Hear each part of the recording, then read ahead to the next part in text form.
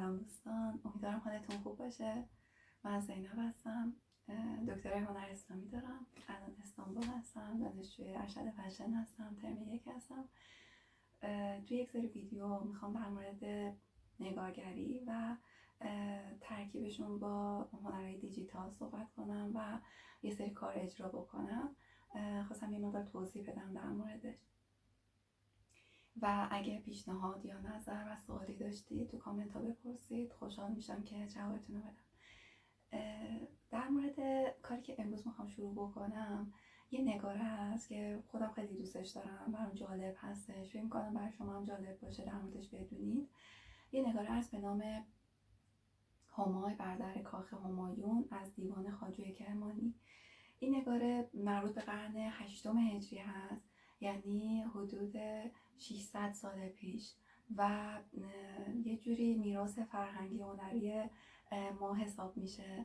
بعد اینکه این دیوان شعری که من در موردش میخوام صحبت بکنم، یعنی در مورد نگارگریش میخوام صحبت بکنم، این دیوانش مربوط به قرن 8 توی که گفتم و اینکه 9 تا نگاره این دیوان داره، یعنی 9 تا تصویر داره و تصویر سازی شده. و اینکه من چرا این یک تصویر رو میخوام در موردش صحبت کنم، یک سری بخشاش رو میخوام با برنامه پروکرییت اجرا بکنم، اینه که این نگاره از چند نظر اهمیت داره. یکی اینکه اولین تصویری هستش که هنرمند و نقاش اسمش رو امضا کرده. تو این اثر ما میبینیم که هنرمند اسمش رو توی یه دونه قاب تو سردر بنا عنوان جنید نقاش سلطانی رو آورده. این نقاش حالا اسمش که مشخص جنیده و مربوط به دوره جلایریان و ایلخانان میشه. تو بغداد کار میگرده و برای همین بهش میگن جنید بغدادی، ولی اصلیتا این نقاش شیرازی هستش.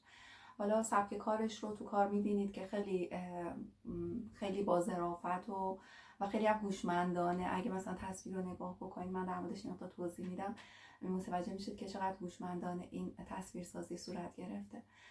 در مورد داستان این دیوان همای و همایون اگه براتون یه خورده بخوام توضیح بدم، داستان خب بر اساس حالا این داستانه که توی دیوان شعر هست، مثنوی هست و خیلی شباهت داره به داستان‌های شاهنامه فردوسی و خمسه نظامی. یعنی تو بطنش تو این داستان تم و موضوعش بر اساس عشق و عاشقیه و جنگ و دلاوری و سلحشوری قهرمان داستان به نام همای هست.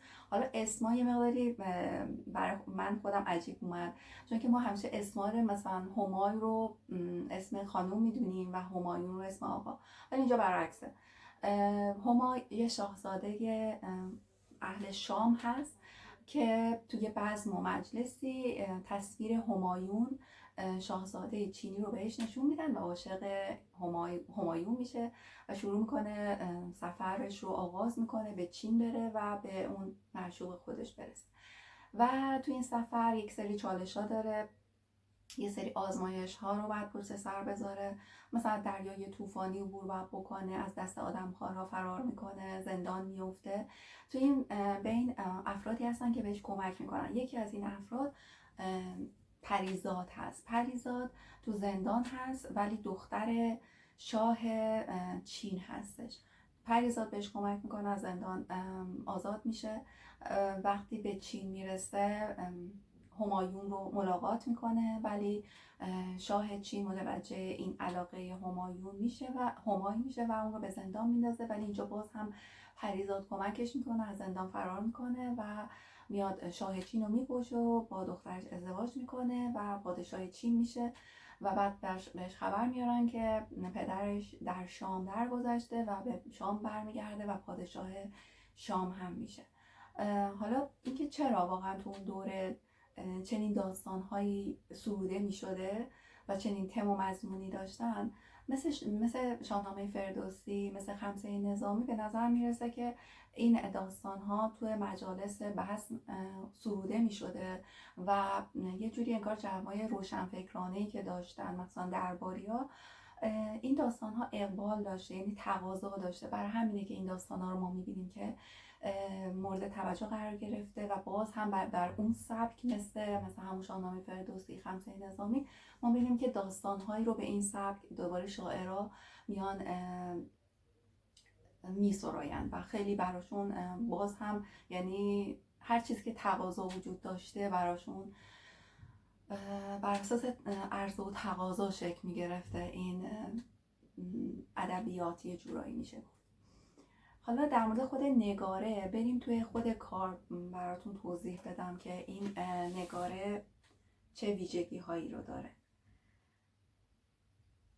خب در مورد نگاره بیایید خود نگاره رو یه نگاهی بهش بندازیم و یه سری من جزئیات و یه سری نکات رو در مورد این نگاره بهتون بگم، شاید براتون جذاب باشه.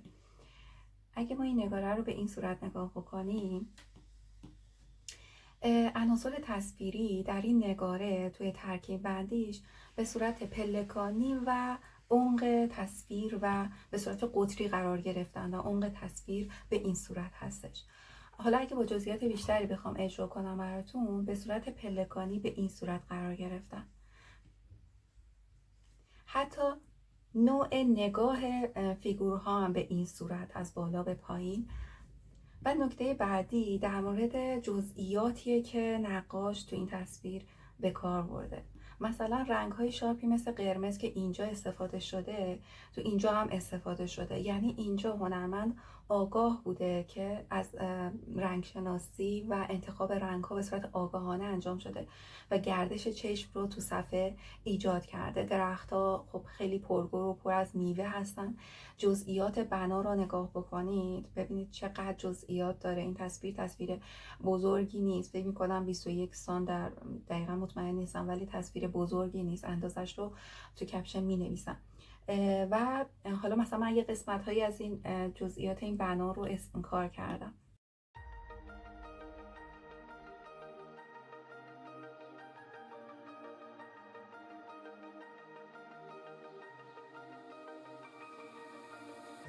Blinding lights, lost in your eyes, feeling the pressure. You and I, spending the night, chasing forever for you, oh no. از نگاره های دیگه‌ای که برای تو این دیوان کار شده، این نگاره هست. دیدار همای و همایون هست، تو یک مجلس بزمی هست و در یک باغی، و نگاره میبینید که مثلا داره شب رو نشون میده و ستاره ها و آسمون لاجوردی و ماه. حالا جزئیات این تصویر بمانه، بعدا براتون توضیح میدم. در مورد این عروسی همای و همایون هست و این نگارم نبرد بین همای و همایون هستش. ولی حالا من میخوام که این نگاره رو بخشایش رو، این نگاره خیلی معروف است و در کلا نسخه دیوان خواجه کرمانی توی موزه بریتانیا نگهداری میشه و این تصاویر هم در اون نسخه نگهداری میشه. من میخوام بخشایی از عناصر گیاهی درختان این نسخه رو کار کنم. اگه با جزئیات بهش نگاه بکنید میبینید که خیلی جزئیات جالبی داره و من دوست دارم که اینا رو به صورت دیجیتال اجرا بکنم. امیدوارم خوشتون بیاد، با من همراه باشید.